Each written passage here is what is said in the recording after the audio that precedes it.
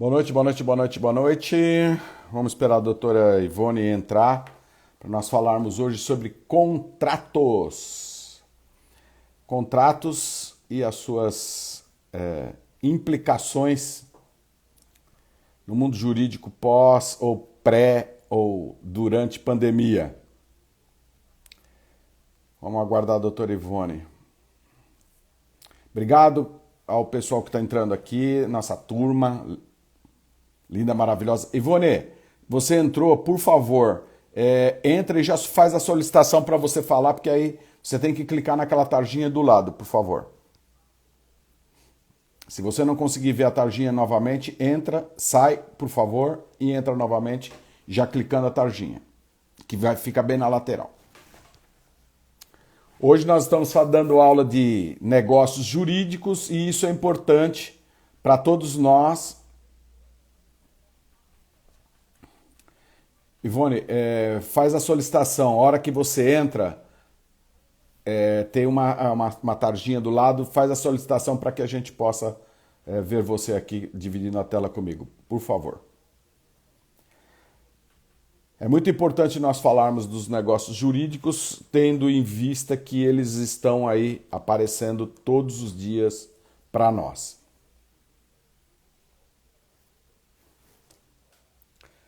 Vamos aguardar a doutora Ivone entrar novamente e fazer a solicitação que eu já autorizo aqui.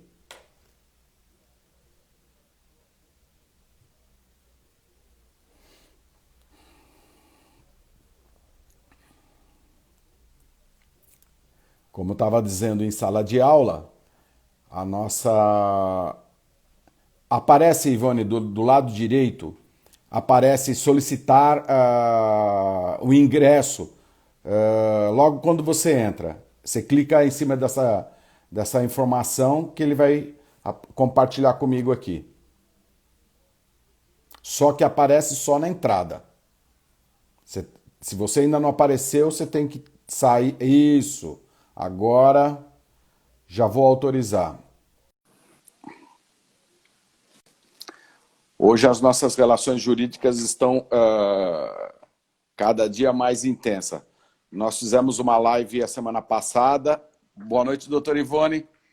Boa noite, doutor Samuel. Em primeiro lugar, gostaria de agradecer a esse convite que muito me honra, vendo da sua prestigiosa pessoa, grande advogado de nosso estado e que muito dignifica o seu registro na ordem e também professor renomado. Muito obrigada. Obrigado, doutora.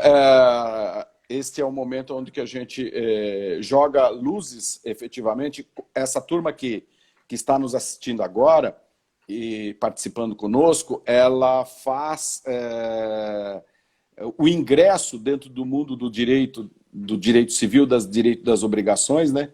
E aí o tema é muito pulsante, né? Quando nós olhamos o evento obrigação, né? Negócio jurídico feito contrato, né? E a pandemia, né? E aí a gente queria entender um pouquinho mais. Eu tenho certeza que a gente, ouvindo a digna doutora, a gente vai estar aprendendo, observar quais as implicações jurídicas em tudo isso. Nós estamos ávidos a ouvi-la. Então, Samuel, nós vamos centrar, né, a nossa pequena explanação nos contratos de locação, né, como bem disse, havia comentado com o senhor anteriormente, né? A pandemia, ela é um evento que é notório, como todos sabemos, mas os seus efeitos, eles são particularizados. Então, vamos tomar como exemplo o contrato de locação. É imperioso que se faça uma análise do comportamento do inquilino ao longo deste contrato, que maioria das vezes iniciou-se antes do período pandêmico.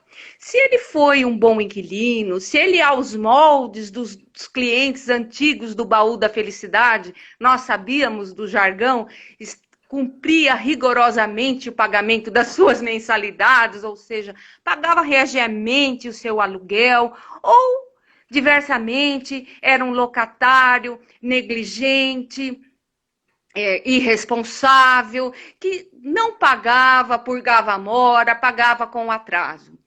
Os efeitos da pandemia, eles não podem ser utilizados como um verdadeiro salvo-conduto para que as pessoas não cumpram as suas obrigações. Diferentemente, o quadro trazido pelo evento pandemia para pessoas que regiamente cumpriu suas obrigações e, dados os efeitos da pandemia, com perda de emprego, redução de valores salariais, ser profissional liberal, diminuição de seus ganhos, ou ainda locatários comerciais que foram impedidos de adentrar ao imóvel locado em razão de lei federal, de decretos governamentais e decretos municipais que no início dessa quarentena dispuseram quais seriam as atividades essenciais a fim de coibir a disseminação do novo coronavírus, a fim de salvaguardar o Sistema Único de Saúde em seus leitos comuns e leitos de UTI. Então, como é que faz o bom inquilino? Um inquilino que foi tomado de surpresa, que sempre pagou direitinho o seu aluguel e que com a pandemia teve uma queda abrupta em seu padrão financeiro e não está mais conseguindo pagar na integralidade o valor locativo. O que ele pode fazer?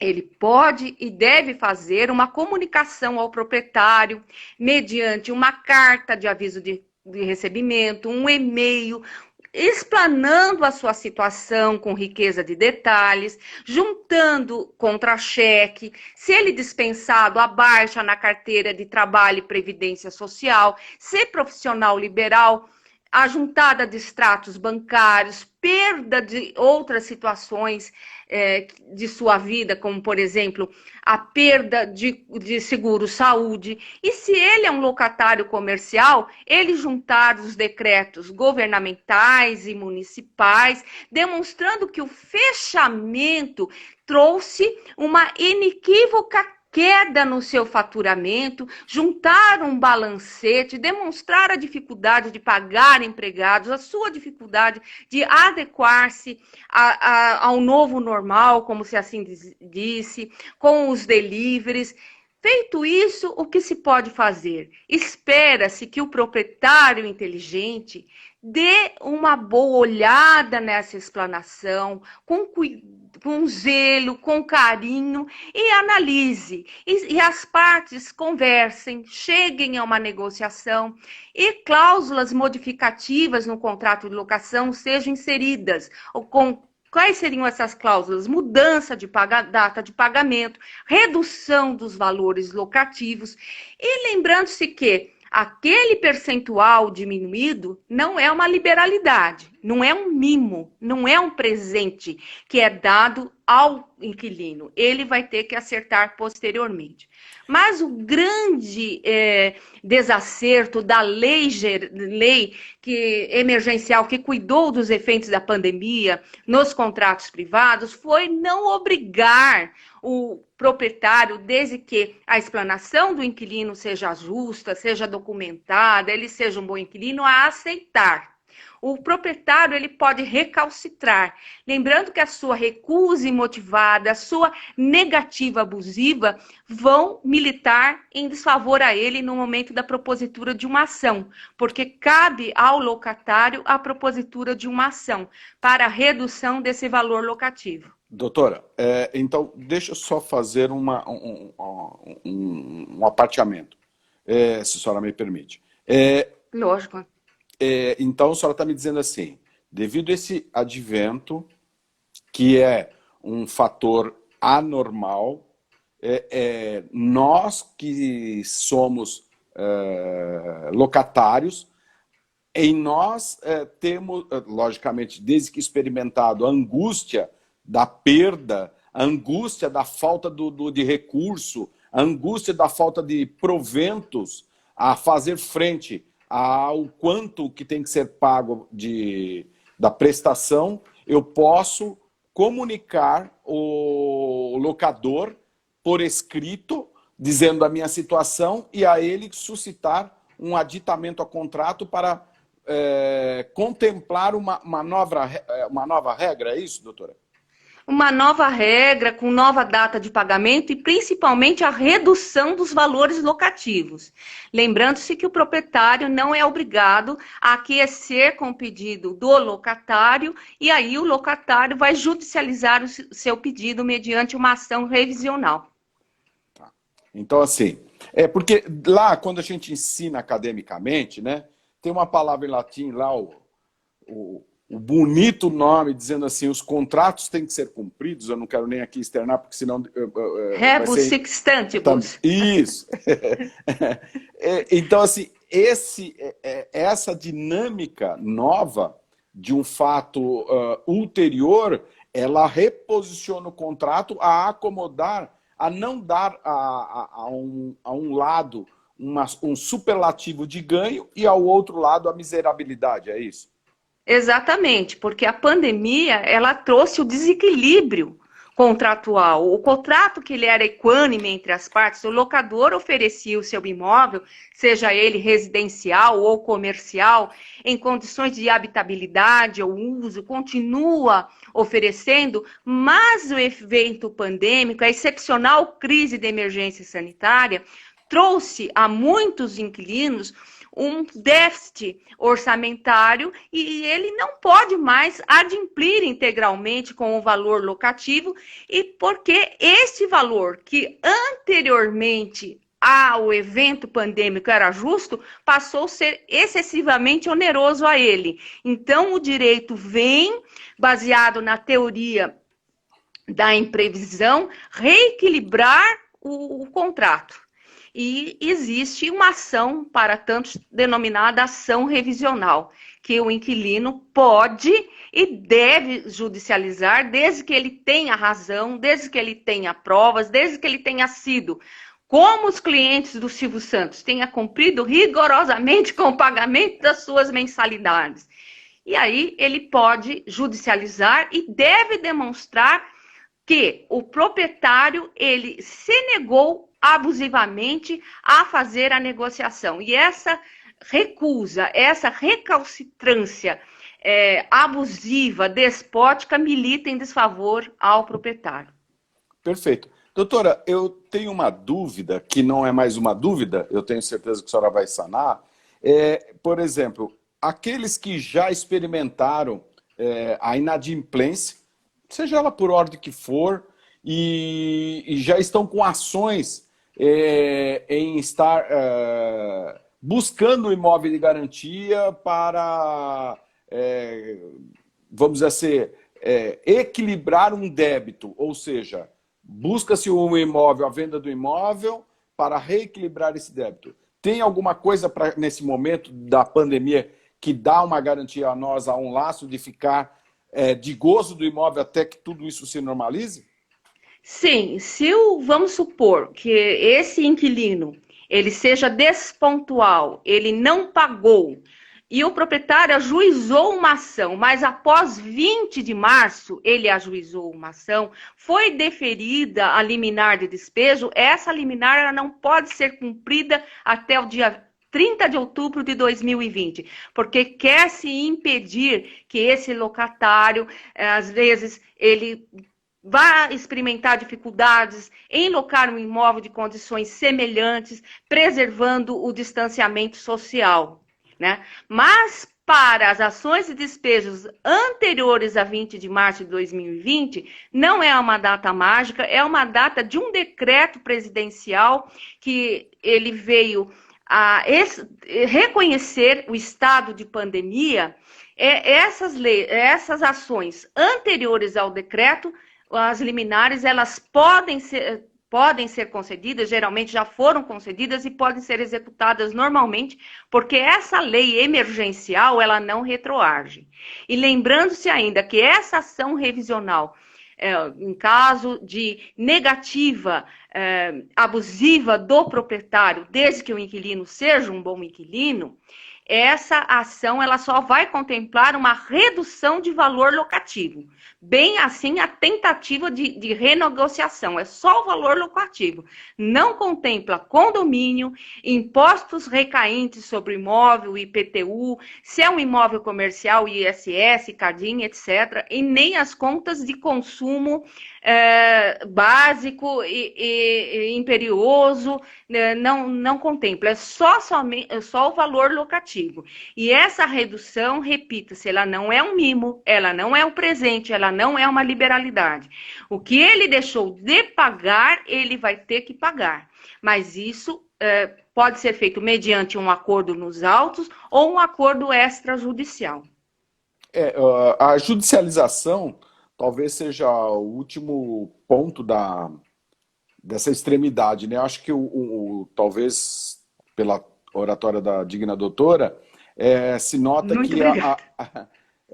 que a mais apropriada situação é a acomodação de per si, né, entre ambas as partes, a reequilibrar economicamente esse contrato que por hora está desequilibrado e depois se tornar ele novamente numa base, desde que a economia nos proporcione isso, a uma base mais justa para as partes executórias, né? Exatamente. Essa judicialização é a última ratio, né? É o caso que a gente fala no popular da ignorância entre as pessoas, porque toma-se o tempo do judiciário, atravanca-se a pauta por uma questão que ela pode ser sanada entre as partes, né? Tem que se pensar o seguinte, é uma pessoa de boa fé. Porque o que faz um inquilino de má fé? Ele simplesmente aproveita da calada da noite, ele desocupa o imóvel, muitas vezes ele deixa a mobília que o guarnece, o maquinário, os instrumentos de trabalho, ele deixa tudo para trás e ele vai para o chamado LINS, local incerto e não sabido, e deixa o proprietário no hora veja. Então, o proprietário ele tem que ter a sensibilidade que esse inquilino sempre honrou o contrato, sempre pautou com valores de honradez, de responsabilidade, de zelo, e que nesse momento, devido a esse evento excepcional e nunca imaginado, uma situação que já consumiu ao menos 150 mil vidas só pensando em terras nacionais, e ele deve dar tratos à bola e pensar assim, esse inquilino está agindo de boa fé. É o momento de eu reduzir o valor locativo, porque agora não posso mandá-lo embora. Até dia 30 de outubro de 2020, as liminares elas estão impedidas de serem concedidas. É possível que haja uma postergação desse prazo, porque embora a lei, ela só regulamente situações até essa data, e o decreto que reconhece o estado pandêmico até 31 de dezembro de 2020, não é possível ainda se vislumbrar um final para a pandemia enquanto não advier a vacina, né? A imunização em massa de todo um povo, não somente brasileiro, mas todos, né? Doutora, a senhora me faz lembrar que há pouco eu abordava sobre a boa-fé. Então, a base do contrato ou das obrigações e do negócio jurídico, ela tem que ser pautada na boa-fé. O princípio primordial, talvez o fundamento, se tem boa-fé, a gente consegue evoluir nas tratativas contratuais. Qual o papel, aí fica aqui uma pergunta, né? Qual é o papel do advogado neste momento, onde a judicialização seria a última instância, a última operação? Nós, como advogados, tanto eu quanto a senhora, nós teríamos uma operação aí arrazoada nesse período para compor essas intenções?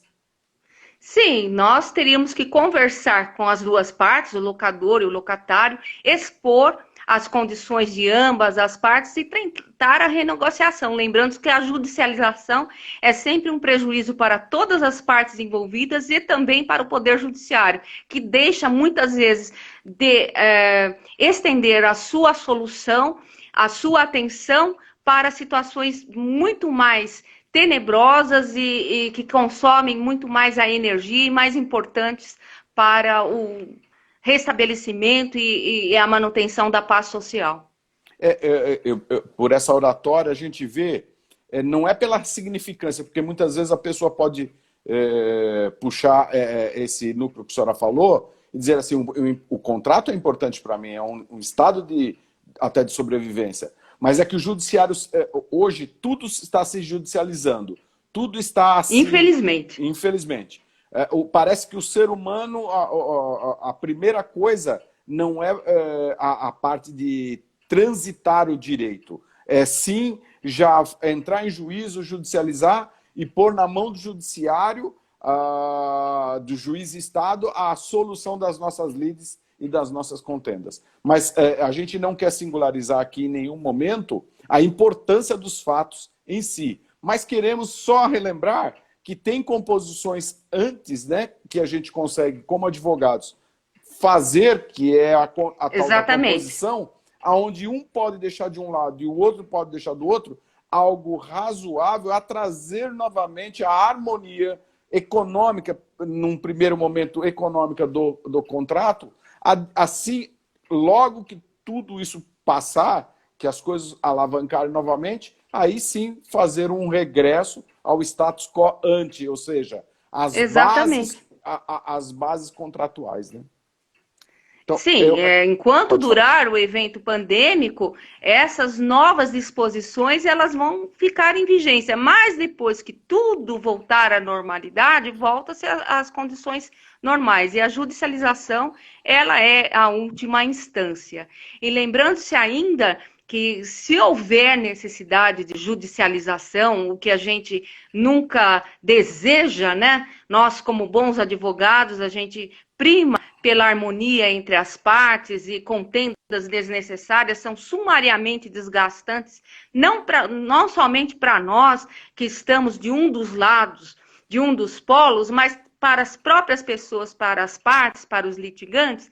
Então, a gente pensa o seguinte: vamos negociar, vamos conversar, porque, infelizmente, essa lei emergencial, diferentemente de países europeus, ela não trouxe a moratória para o contrato de locação e nem obrigou o proprietário, desde que o pleito desse inquilino fosse feito de forma razoável, com provas, a aquecer.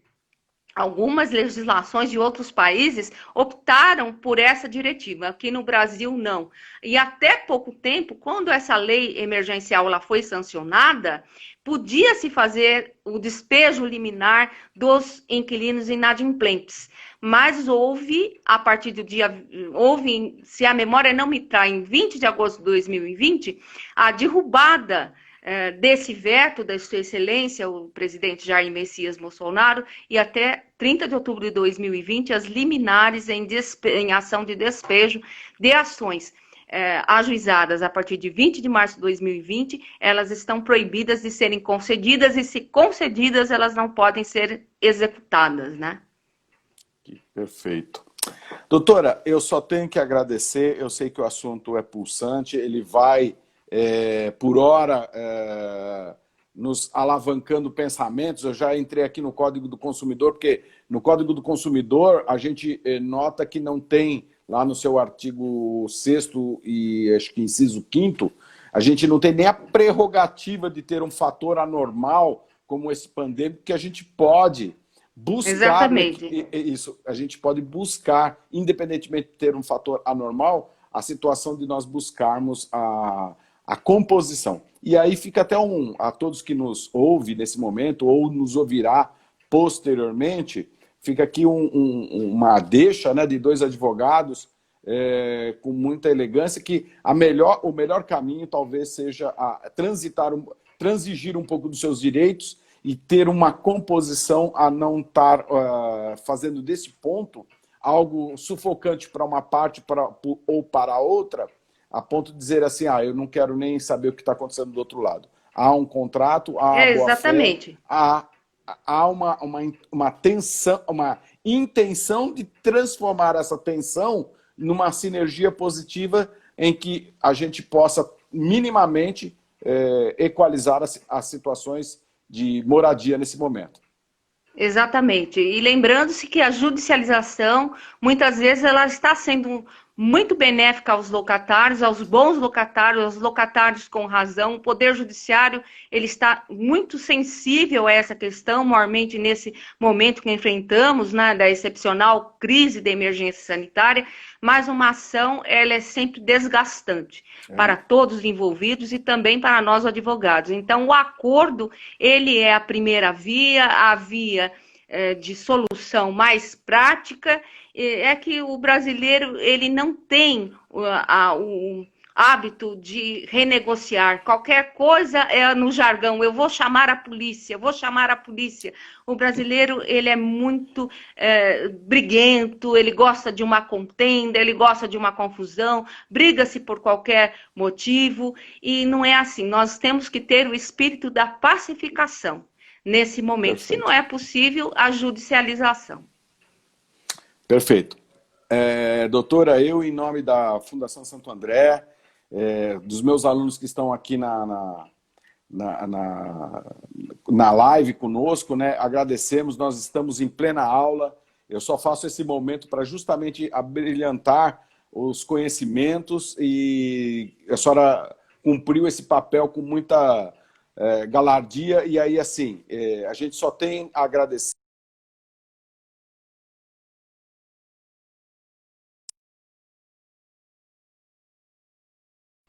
Eu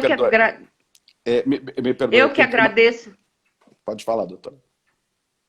Eu que agradeço, doutor Samuel, por essa excelente oportunidade, por esse convívio, ainda que virtual, com os seus alunos, futuros colegas operadores do direito, e lembrando que nós também estamos na linha de frente.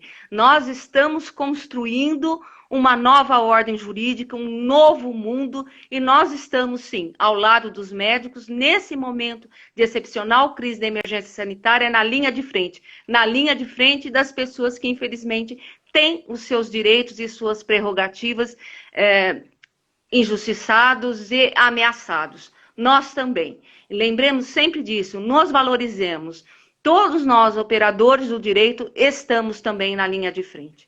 Um grande abraço ao seu alunato, ao seu corpo discente, e renovo os meus protestos de elevada estima e de consideração a todos, e agradeço aos assistentes, muitos deles amigos, colegas, e rogamos a Deus as suas bênçãos para todos. Muito obrigada, Samuel. Um grande abraço a você, a Vanusa e ao seu cãozinho de estimação, tá bom? Muito obrigado. E eu fico na esperança de arranjar o meu miau. Uma boa noite, doutora. Fica com Deus. Boa noite. Boa noite. Boa noite.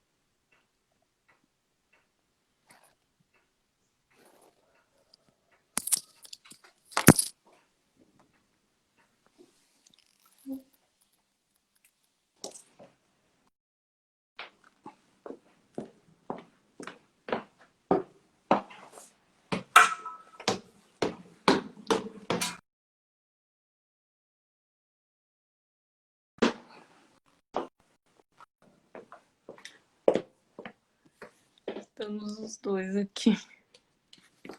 Olhando para